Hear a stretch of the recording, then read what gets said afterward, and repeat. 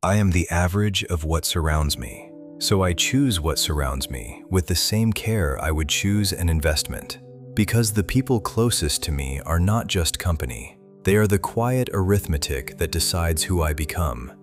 By the end of this video, you will understand why your income and your identity are quietly set by the 5 people closest to you. Jim Rohn's Law of the 5 says your income and your identity drift toward the average of your 5 closest associations, whether you chose them or not.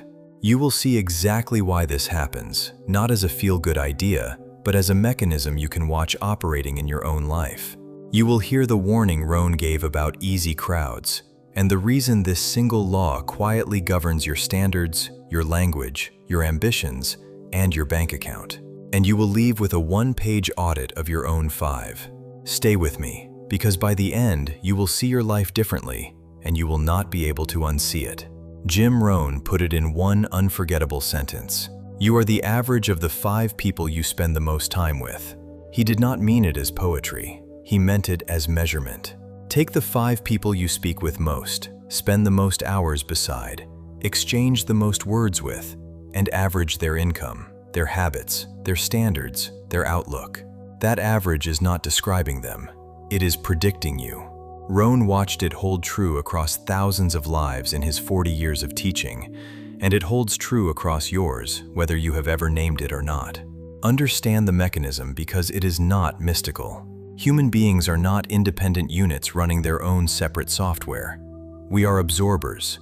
We take on the vocabulary of the people around us, then their opinions, then their expectations of what is normal. The group sets a baseline of what a normal income is, what a normal amount of ambition is, what a normal way to spend a Saturday is, and the individual drifts silently toward that baseline. If the 5 around you treat a certain income as the ceiling, your mind quietly accepts that ceiling as reality. If they treat saving as strange and spending as living, you absorb that as truth long before you ever decide it consciously. You do not rise to your goals. You fall to the level of your circle. And the fall is gentle enough that you never feel it happening. No one hands you a lower ambition. You simply spend 100 ordinary evenings among people who quietly agree on what is possible. And one day, you notice your own dreams have shrunk to the size of the room, and you cannot remember deciding to make them smaller. Rohn gave a warning that stings every time you hear it. Do not join an easy crowd. You will not grow. That word, easy, is doing heavy work. An easy crowd is one that asks nothing of you. No pressure to grow, no standard to rise to, no discomfort of being the least accomplished person in the room. It feels warm because comfort always feels warm. But a circle that asks nothing of you gives nothing back to your growth. The people who made you comfortable at the level you started are, very often, the exact people keeping you there. Not out of malice, out of gravity. They are the average, and the average pulls. Now here is where most people get this wrong. They hear this law and immediately think it means abandoning their friends, cutting people off, treating relationships like a cold transaction. That is not the teaching, and that misreading is what stops most people from applying it. The law is not an instruction to discard people. It is an instruction to become conscious of an influence that is already operating on you, invisibly, every single day, whether you manage it or not. You are already being averaged. The only question is whether you chose the numbers. Picture your 5 as 5 points on a graph, and yourself as the line running through their middle. If 4 of them are moving upward, stretching, building, holding high standards, the line is dragged up with them, and it feels like effort because it is. If 4 of them are stalled, complaining, comfortable, and quietly convinced that people like them do not get wealthy, the line sits down among them, and that feels like effort too, the effort of never quite rising. Same you, different 5. 2 completely different trajectories. And the trajectory is not decided by your potential. It is decided by the company your potential keeps. This reaches into your money with brutal precision. Your sense of what is a lot of money is set by your 5. Your sense of what is a reasonable risk, a normal debt, an achievable business, a realistic salary, all of it calibrated by the people around you.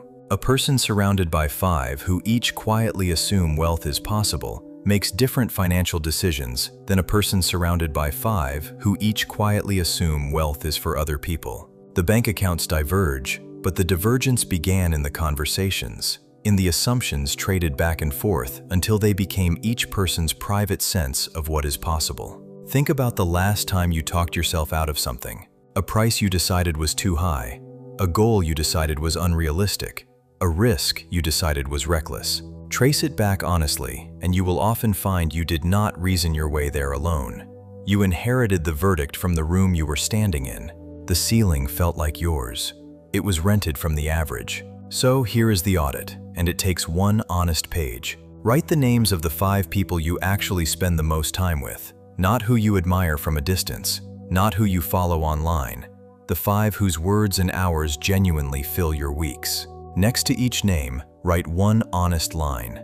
Is this person's standard, in money, discipline, and ambition, above mine, level with mine, or below mine? Do not judge them as human beings.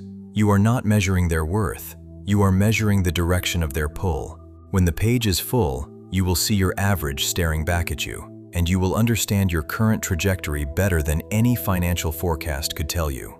This is not about abandoning people you love. It is about managing an influence with open eyes. You raise the average 2 ways, and neither requires cruelty. You add upward. Deliberately bring new people into your 5 who operate above your current level, through mentors, through communities, through books and recorded voices when living people are scarce. Because a mentor you have never met still counts in the average if you spend real hours with their mind. And you rebalance your time, giving more of it to the associations that lift and less to the ones that flatten. You do not announce it. You do not cut anyone off. You simply become deliberate about the arithmetic that was always deciding your life. Count your 5 tonight. Look at the average honestly and begin, this week, to raise it, because you will become it whether you manage it or not. I am the average of what surrounds me, and from today, I choose the numbers I am averaged from. Count your 5. Raise 1. Remove 1. Subscribe for the next step. Like this video, share it with someone who needs it, and tell me in the comments what your circle is really costing you.